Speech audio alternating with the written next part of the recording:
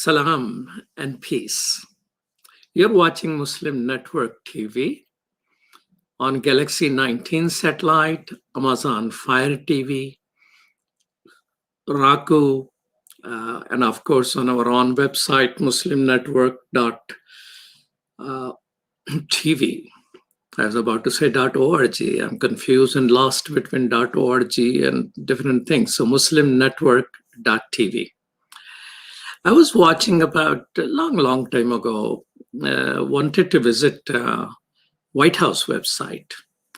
So .gov was not that established. So I ended up typing whitehouse.org. Wow. And suddenly I was under attack. Not under attack by White House, but pornographic images, one after another. I tried to close one, but 5, 6 will pop up, and it was happening so fast. And it was making me very nervous. This was the first encounter whatsoever with pornography. I just nervously pulled down the whole plug from the computer. I didn't know what else to do. And after 25, 26 years of that incident, today I went back very cautiously to the same website, whitehouse.org. Very cautiously, because I know how to close it down if it is the same type of things. Only to find out it was some anti-Trump website, which was occupying whitehouse.gov. And it seems President does not have enough power to shut down that website, which is mocking him. That was a while ago. Didn't have many encounter, but now I wonder if that was really a website of whitehouse.org or some other technology was attacking me when I went there, because I heard they can take over different things, as you might have heard, Zoom bombing. So was it some type of White House, quote unquote, White House bombing or whatever it was taking place? And I still don't know why closing one window will pop up many other windows. Completely reverse of that. No one knows how big is the porn industry itself and power of its technology, as I faced long time ago. But people estimate somewhere $6 billion to almost $100 billion. No wonder they are powerful. No wonder they are everywhere. As a Muslim and as an Imam, a rule of thumb I give out to Muslim community, which I don't think is enough, but I will share that with you anyway. If it is haram to do, it's haram to watch. Well, this is not, don't look into your fiqh book, you will not find it. I just came up with that. Maybe I should write my own fiqh book about that.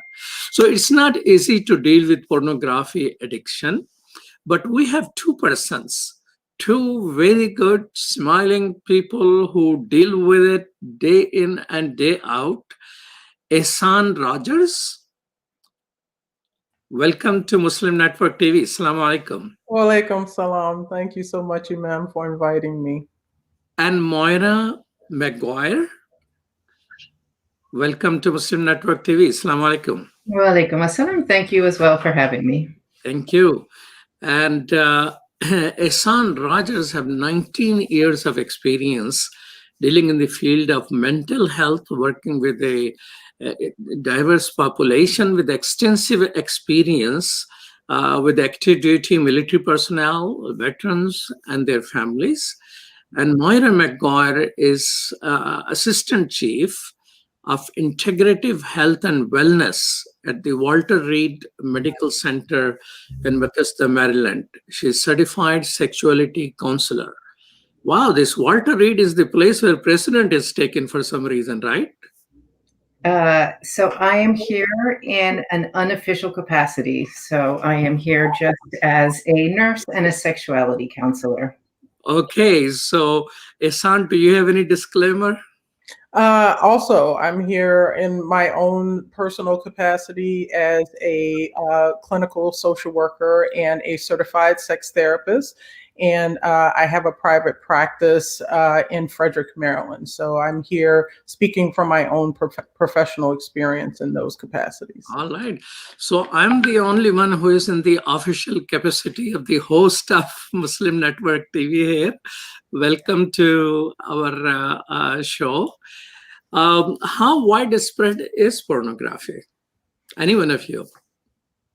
So I think it's important to sort of define what we mean when we talk about pornography, because there are nuances, and it's important to understand what those are. So there's erotica, there is fantasy, there is pornography. And I think for most people, when they think about pornography, they're thinking about exploitation, domination, whereas erotica is more of storytelling, fantasy, with some sexual experiences there. And so it's important to sort of understand from the beginning what it is that we're talking about. So I don't know how you would sort of define what you mean when you say pornography. Are you just speaking of images in any form, videos, photographs? What would your definition look like? Wow. So you're putting me on a spot here. I have no definition. I mean, all of the above, which I say that is haram to do, haram to watch. So to me, I don't know these technical definition, and I don't know, probably most of our audience probably do not know. So I didn't know that pornography only has, in which there is a sort of sexual exploitation and erotica. So we do not have a high level of interest in the technical definition, but as a phenomena, as a commercial phenomena, how big is this? So commercially, as you mentioned earlier, this is $1 billion industry, and it's so pervasive in so many areas of our lives, and has been increasingly so over several years, that it's almost inescapable in some arenas. So it's very prevalent, but in terms of its use, most research suggests that people between the ages of 18 and 39 are probably the most, the highest utilizers of different types of pornography. Okay, and how people get introduced to pornography? Moira, do you have any idea how people are initiated into this? I mean, I'd describe that, trying to visit a White House website. Sure.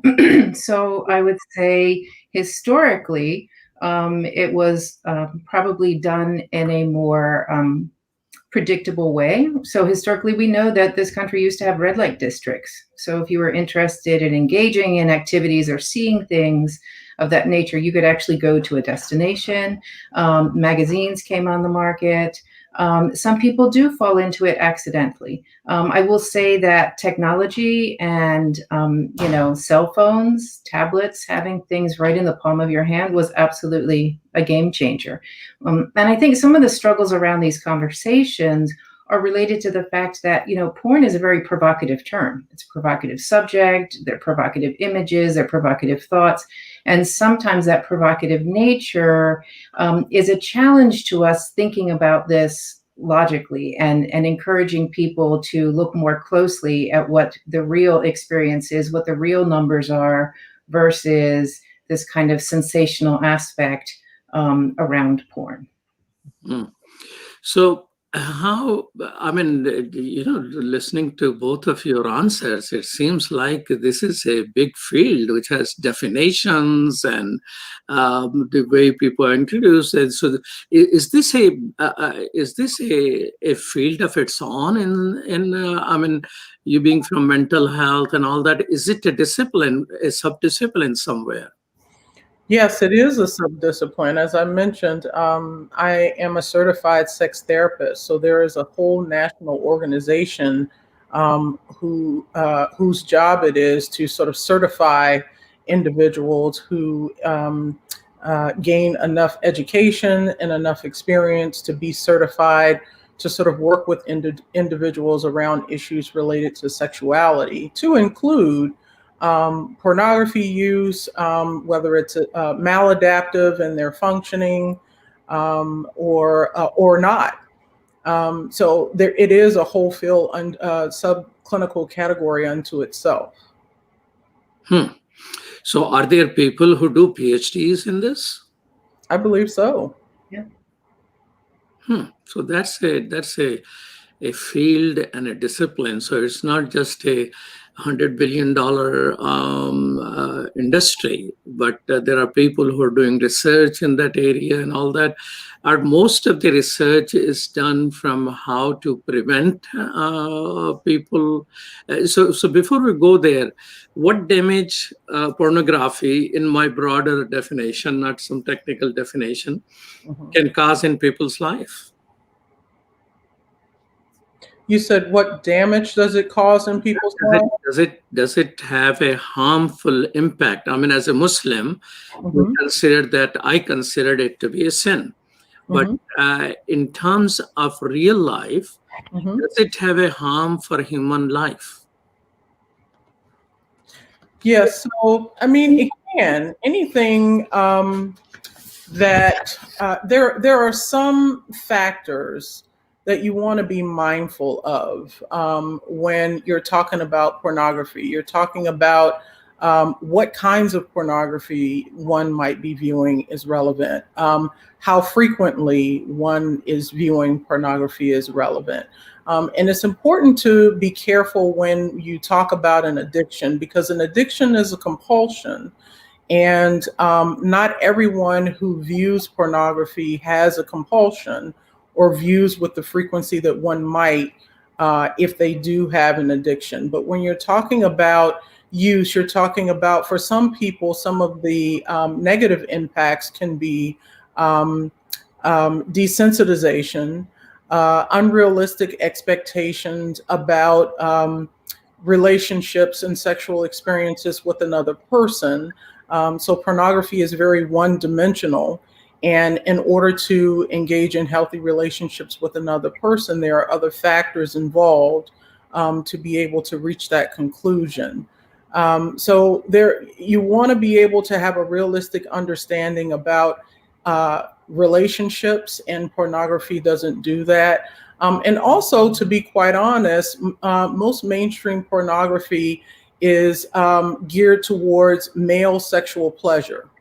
And so if you are a male watching this, and this is your only impression of what sexual experiences should look like, you are going into experiences with another individual with that mindset. Or if you are a woman looking at these types of pornographic images, then you think that sexual experiences should encompass the male's pleasure and not your own. So it can give a warped sort of impression about what the sexual experience should look like. I think in addition, depending on what you're doing when you're watching pornography. So for instance, we know that during orgasm, there's a release of oxytocin, which is that love hormone. It's a bonding hormone. And so you don't want to bond to images on a screen. You want to bond to a human being who's with you. So. Okay, so we will take a short break.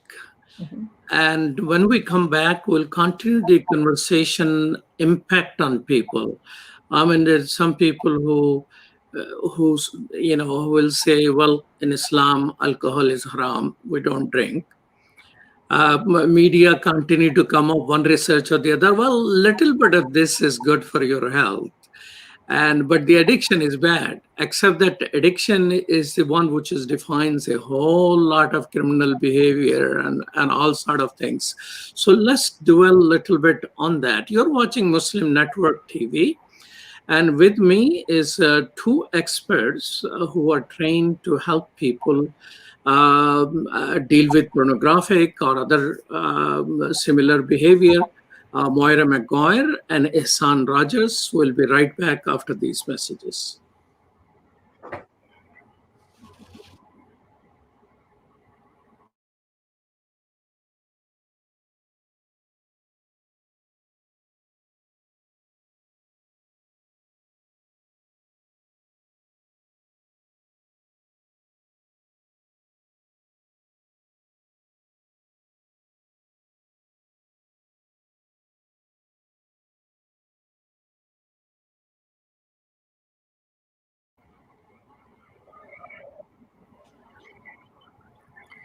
Welcome back to Muslim Network TV. You're watching Galaxy 19 Satellite and Amazon Fire TV, as well as muslimnetwork.org.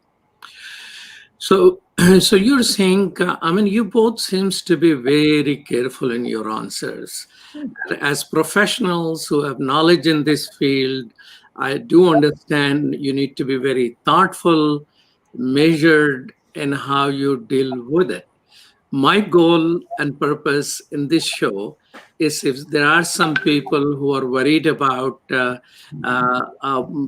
watching pornography or whatever level, whether it reaches high level of addiction or mid level of addiction, or it has just begun and may lead to that direction, to them to understand that how widespread this concern is.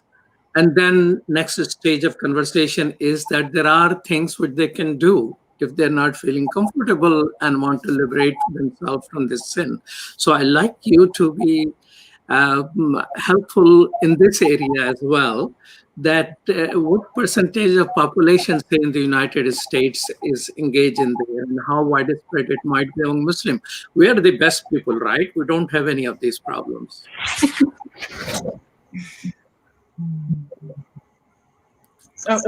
Do you want me to take that one? Yeah, tell us how much Ihsan, this thing is common. So it is very common. As I mentioned earlier, there is a wide swath of individuals in the United States in particular who experiment with pornography, viewing pornography, and more men than women. I think about 46% of men and about 20% of women or so, usually between the ages of 18 and 39. Although some children get exposed to it much earlier, often incidentally, like you did, but sometimes from a friend who may have sent them something because they're all carrying electronic devices in their pockets now. And so it's very accessible, but there is a large percentage of individuals. Now, I will say that there isn't a whole lot of research on how prevalent this is in the Muslim community. But that doesn't mean that it isn't happening. And so I try to be measured in my responses, in part because what we don't want to do is speak in absolutes. If someone within our community is struggling with something like this, you want them to feel comfortable enough to be able to come forward and discuss it. And so we always try to do is reduce the incidence of guilt and shame associated with talking about this, because things are so absolute. And what we do know from some of the things that are out there that have been published is that everything you hear, as you mentioned earlier, about pornography in Islam is it is haram. It is wrong, and you shouldn't be doing that. But if someone is engaged in that, usually there's a reason why. And in sex therapy, it's important to look at and address the reasons why people reach for pornography. And so that is varied and vast as well. So it would be a mistake to look at it in a very sort of monolithic way and assume that everyone who reaches for pornography is doing it for the same reasons, because that just isn't true. So Moira, have you encountered Muslims who have come for help in this area? I have worked with people who have concerns about how they use porn. I would not say, we generally don't address belief systems unless people are interested in sharing that. And you know, my role is really to look at how people identify healthy behaviors in their lives, and how I can support them. And so, you know, the issue. So before you mentioned that if you shouldn't be doing it, you shouldn't be watching it. Well, but there are times when we're allowed to have sex. So I think the idea of like having sex and watching isn't the issue. The issue is to determine and create a state of sexual health in our lives as individuals, as couples, as families. And so I think that that's ultimately the goal. As San said, we really want to prevent any aspects of shame, which I will say sometimes as an Ummah, that's our biggest struggle, right? That's a place of comfort for many people to immediately shame people. It's very counter to any type of productive work that one might want to engage in. And at the end of the day, people need to set their own goals, and then I help them to achieve it. And one way that I do is to really help them understand that sex is a healthy behavior. The same way that eating nutritious food is a healthy behavior, and sleeping well at night is a healthy behavior, and exercising is a healthy. These are healthy behaviors. And when we do that, then it allows people to remove those elements of like guilt and shame, right? So you're going to the gym. I'm not going to tell you whether you need to get on the elliptical, whether you need to like bang the plates, or whether you should be. I really need to know that one. Unfortunately, nobody is telling me. Tell me, what is the impact on families, marriage, and relationship of those people who are deeply in there? Well, I mean, that's a good question. And it really sometimes depends on who you ask. And it really depends on the belief systems and values of the people that you're talking about. So in Muslim communities, as I mentioned, there isn't a whole lot of information out there about the impact on our families. But just speaking globally, there are many couples who struggle with this, where maybe one of the individuals in the relationship or in the marriage has different views about pornography use than the actual user, obviously, or there are feelings of that it is infidelity in some way. There are some couples who perceive pornography use as a form of infidelity. And so because the different perspectives are so varied, so are the impacts. There are many patients who I have worked with who said their initial introduction into pornography was finding their father's or their grandfather's Playboy magazines. And it was almost like a rite of passage in their families to pass those magazines down to one another. And so we're talking about issues of our definitions of manhood and womanhood, what it means to be a man, how virility is associated with manhood, and how that plays out in many different families or rites of passage. So it's wide, it's vast, it's varied. Some people don't do very well with how they use pornography, or how they what they use it for and why they're reaching for it. And they struggle with it because it is often incongruent with their value system. And so ultimately, from a therapeutic standpoint, that's what I'm working with couples to try to address, is how they live their lives in a congruent way that's consistent with their values. And so we explore that. And I think in the Muslim community, that's something that we could do a little bit better.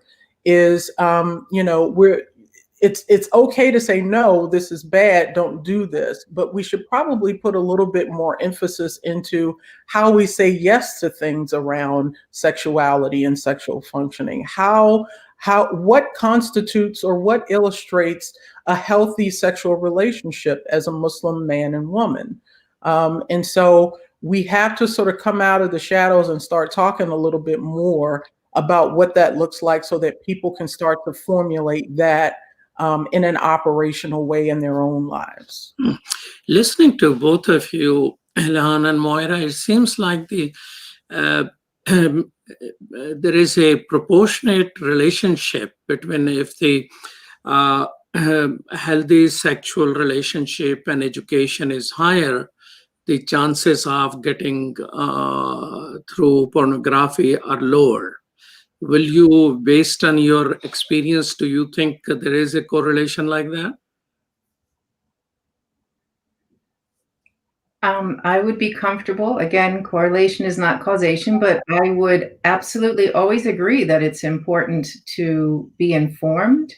I think that we often develop these concepts of ourselves that are not accurate or true, and they're often rooted in lack of information or misinformation.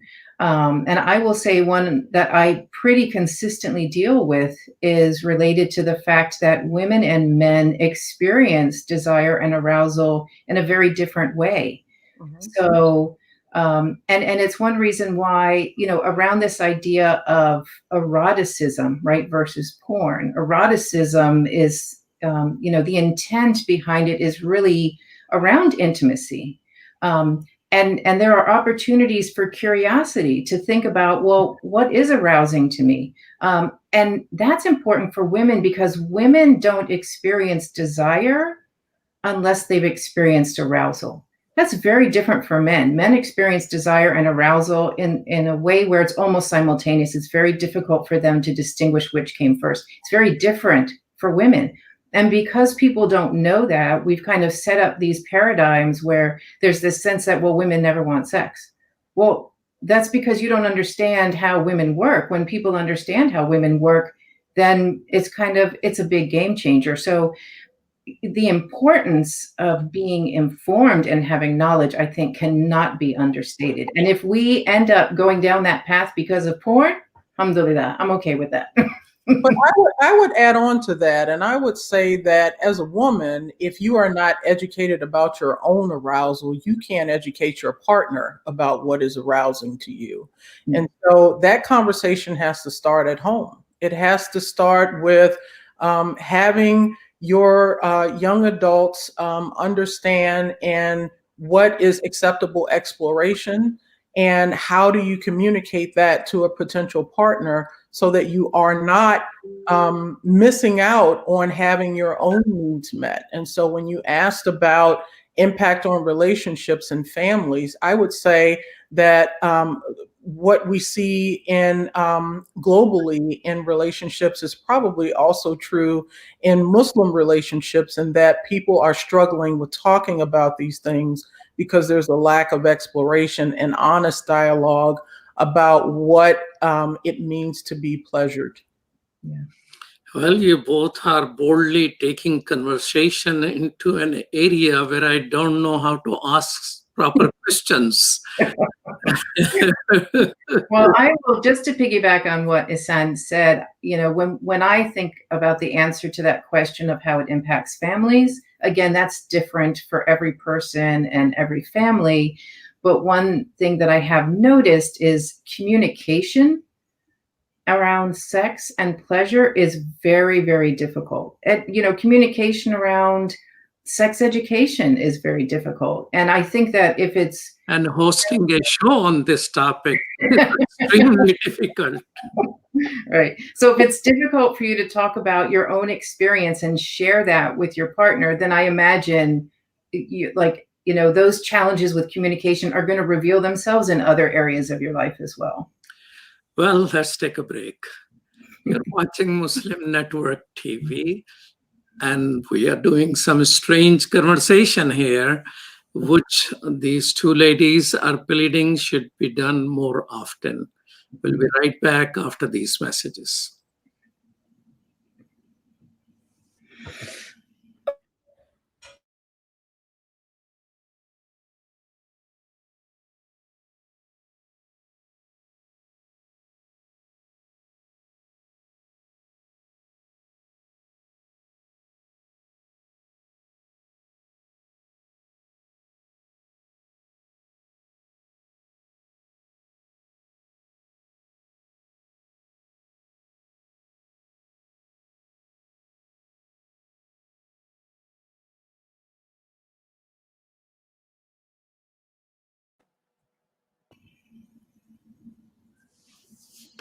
You're watching Muslim Network TV. This is Imam Malik Mujahid, and I'm talking with Moira Mcguire and Ihsan Rogers. Both deal with a field. They both are professionals in helping people in their well-being and sexual health. And Let me ask you this question. If someone feels that he watches pornography, whatever definition that is, and does not want to be in it, what step he or she should take? So I think some help with a sex therapist to help that individual understand why they're reaching for pornography in the first place. What need is that filling for them? And some research suggests that people reach for pornography when they're bored. People reach for pornography because there may be some repressed sexual desire that hasn't been communicated to their partner. Looking at his definition of manhood, looking at his previous sexual experiences and his impression of those.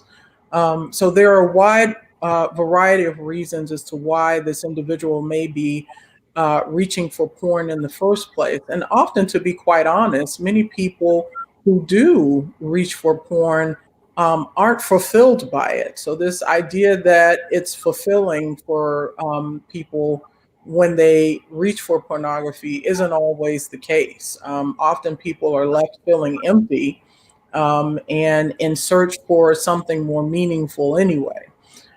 So I would start there. I would start at trying to assess for this individual's reasons for why he is seeking out pornography. That person need to think and ask himself or herself what questions. I mean, of course, they can approach a professional therapist. I mean, here we are in the Muslim community, and people don't even want to talk to mental health experts for other issues, much less something private and what they are watching. Mm-hmm. So that may be needed, may be required. And but is there any self-help for that person who think he or she might be able to work on it? So I would say it depends on the level of negative impact on their functioning. So if you make the comparison, as you mentioned earlier, to addiction.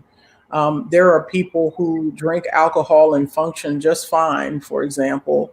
And then there are people who drink alcohol and cause car accidents or are unable to maintain employment or parent their children appropriately. So most people who come into therapy, for example, do so because there has been some negative impact in their functioning that has caused them to want to get help for this. So, for as far as self-help goes, there is help for addiction, but it depends on the impact on one's functioning. I wouldn't be able to point to a book necessarily that someone could sort of pick up to see if they have a problem or if they want solutions or ways to stop looking at pornography. There's always, if you feel that you have an addiction, there's a 12-step model that's been validated in other areas of addiction that you could emulate. But I wouldn't be able to point to a particular source for self-help. Well, here's a market for you. Would you like to be a bestseller? I can tell you, Simon started dealing with this topic about, I think, 1996 or 1997. Yeah. And written based on no professional expertise. And we even didn't know there is a discipline and a subdiscipline and professionals like you who answer every question, it depends. We didn't know all of that. But those are one of the most popular articles people come to our website for. So this is a sure, short way of publishing a best-selling book. Mm-hmm. So just a free advice, take it or not take it. Now, if somebody approaches an imams are a strange people in our community.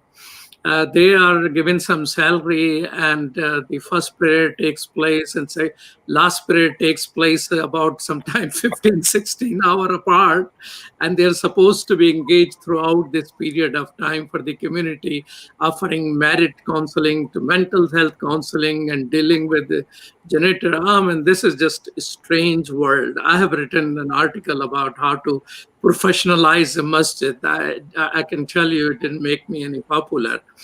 But so those imams, it is highly likely some people confide in them. Imam, what can I do? Yes. You have another book coming up about how imam should deal with it. I certainly appreciate all of your ideas. If I could just piggyback on something that San just mentioned. So, she is a social worker and a sex therapist. I'm a nurse and a sexuality counselor. And so people will often ask, well, what's the difference? Who do I, so what San mentioned is one of those indicators, right? The impact on someone's functioning. So if I were to see someone and there was a significant impact, that would be an initial indicator that I need to refer this person to a sex therapist. But, within this consideration of, self-help, within a wellness framework, right? First, you want to evaluate where the person is in terms of their readiness to change. So clearly this is bothering them in some way. They're coming in. Is this the first time it started bothering you? Have you been thinking about this for 20 years? Are you going to dedicate every second to it? Are you kind of dipping your toe in the pool? And then also doing an evaluation of where your strengths reside. Right. So wellness is really a strength-based approach. So when you come in, we're not interested in what's wrong with you. We want to know what's right with you. What are those things that you do really well? Because we can use those to reinforce whatever those goals are. If the goals are to, eliminate porn use in your life, no problem. Let's look at all these other, factors that impact your overall wellness and health. So there are many different approaches, and I think the reason where you might see that we're very nondescript is because that's our job. We're patient-centered, and every person who comes to us is a unique individual with a unique, situation. Sure. So if imam is approached for this, should imam just give them your phone numbers? What are they supposed to do? Help me out. So I think what you are describing is also what many physicians, for example, struggle with, which is part of the reason why this doesn't get addressed nearly as often as it should around this holistic approach to overall well-being, as Moira described earlier. And that is, if someone comes to you with an issue with this, I don't address it because I have no place to put this. And so if I have no one to refer you to, then I'm not going to ask additional questions about how this is impacting you. This isn't my area of expertise. And so, unfortunately, even outside of the Muslim community, there aren't a whole lot of resources for this. There's a national organization that certifies sex therapists and counselors, and that is the American Association of Sex Educators, Counselors, and Therapists, ASECT. And if you go to asect.org, you would be able to locate a professional who may be able to help you with this issue. Now, that is generically speaking. There is no guarantee that if you go to that website and locate a professional, that person will be speaking to you from an Islamic or religious perspective. They will be speaking to you purely from the mechanics and the emotional and therapeutic perspective associated with this. If you are looking for someone who has sort of a Muslim perspective and understands the tenets of Islam, that's going to take a little bit more digging. I don't know that a directory of that kind exists right now. I may be wrong. Yet. No, this is very important conversation, by the way, what you're saying, if directory exists, because I'll share one experience with you. Although I'm not a imam in the sense that I have a job in a mosque, but Chicago is a strange place. We got 125 mosques and only 10 masjid have full-time imams, and that is intentional. They don't want one ethnic or one school of thought, so we go on rotation. So I'm an imam in the sense I give khutbahs in rotation. Now everybody is giving a virtual khutbahs. So somebody approached me, depression and things like that. And I have no, so I recommended him. I think you are at this university. Why don't you go? There must be counselor. Counselor advised him to commit haram. They say, well, leave your wife for a while. Both of you should look for other partners. And if you still feel like going back, you go back. After that, I start developing a list of Muslim counselors. Now, mashallah, the field is growing. There is a Journal of Muslim Mental Health. If you're not aware of it, you should subscribe. Maybe you should write articles there on this particular topic, because this is a serious topic. So for Imam, your advice is to tell very clearly that, listen, I'm not a professional in this field. Go to that website and look for someone to help you. Maybe talk to your physician if you have insurance. I don't know if insurance covers things of this nature. But Imam cannot get away from this. Imam will have to say a few things. And one of the things which I think about 30 years ago I wrote, that was about, not 30 years, 25 years ago, Imam's Guide on Domestic Violence. I'm not a certified social worker, but I felt there was a tremendous need. And that thing became so popular, although it has a disclaimer that is not a professional advice. I'm not a professional in this field, that New York State adopted it as a, in their clergy handbook to deal with domestic violence. And there is a Christian who is a lady who is a pastor. She started using it in her teaching. So I think something based on common sense type of things, there is a need. So please consider it. And you can write as many times, it depends, as much you like, but it is going to be helpful. Now, a young person, so a person came and was worried, extremely worried, a pious person, a very nice person. And his little daughter, who is in maybe 3rd or 4th grade, some other kid gave her a printed pornographic image. And he's completely devastated. He wants to drop her from that school, take her to some school. What should I do? And all of that. And the concept of,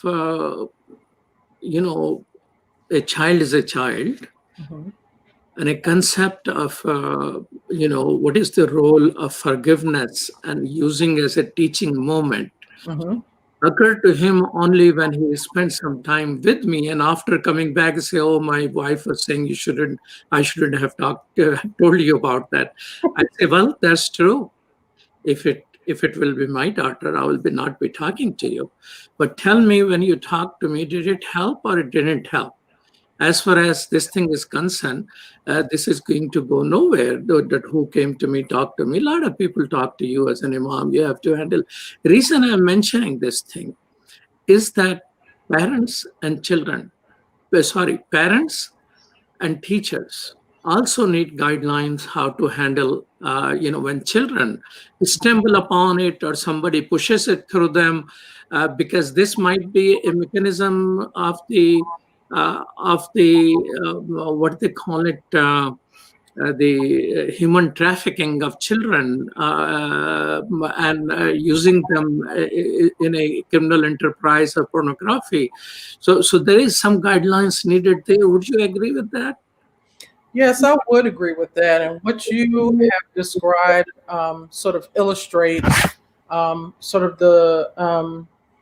the many subjects that come up around issues of sexuality. So there's pornography, there is sexual trauma, there is molestation. And so we would all love to sort of wrap our children in a bubble and protect them from these things. When I was growing up, we had Clara Muhammad School in Washington, D.C. And so there was some insulation there because you were in a Muslim school. But even there, children are children all over the world. There will be things that your children will still be exposed to, maybe to an even lesser degree, but exposed nonetheless. And so it is very important for educators, for not only teachers and imams, but anyone who sort of interacts with the public in some capacity to have some knowledge about this. And the first step that I encourage people to do is something that we all did in sort of getting our certification as sex therapists and sex counselors, is have an understanding of your own implicit bias. What are your own thoughts around sexuality and sexual functioning and pornography? Because that's going to be the lens through which you look when you are engaging any individual around issues like that. So in the scenario that you described, that parent who reacted, and which I totally understand, may not have thought that maybe that child who gave his daughter that picture was projecting because someone had abused him or her. And so it's important to, you spoke about forgiveness. It's also important to have empathy. What I find a lot in sex therapy is when two people pair up, you never know what their different experiences or pathologies are and how they're playing off of one another. And so just take an inventory of your own perspectives about these things so that you understand a little bit better why you respond the way that you do. That you brought another point there. Why that child who gave, how a school and educator who found out about it. I mean, these were the educators who brought it to the attention of parents. And how they dealt with that child and connected with parents, because in this case, there may be, as you say, in some cases, there are other type of criminal behavior might be involved in there. Well, this conversation has, I think, been thoughtful. You both are very thoughtful people, very measured people. It's not easy to force you to open up. You remain professionals. And I have to do my job of trying to get things out of you. I have some suggestions for future writings. I mean, everybody Googles everything, right? And yesterday we faced at Muslim Network Television some technical problems. And I was being approached by different people. I said, why don't you Google it? Because I Google it. Sometimes you believe this thing will not be there and it is there. So a whole lot of, I think people are talking about how to deal with this or that. I think thoughtful contribution from Muslim counselors, Muslim therapists is very much needed. And I think that for that reason, I am truly obliged and thankful for you both taking your time out to share your thoughts with us. So thank you so much. You're welcome. And you have been watching Muslim Network TV. We're always there 24/7 on Galaxy 19 satellite, muslimnetwork.tv, Amazon Fire TV, Roku, and pretty soon on Apple TV as well. This is a place you find difficult conversation. Things which America rarely talks about is something which we are interested in talking about. I hope you will continue to tune in. And I would like to thank, along with our guest, our producer, Aliza Majid and Sumaya Heather. Peace and salam.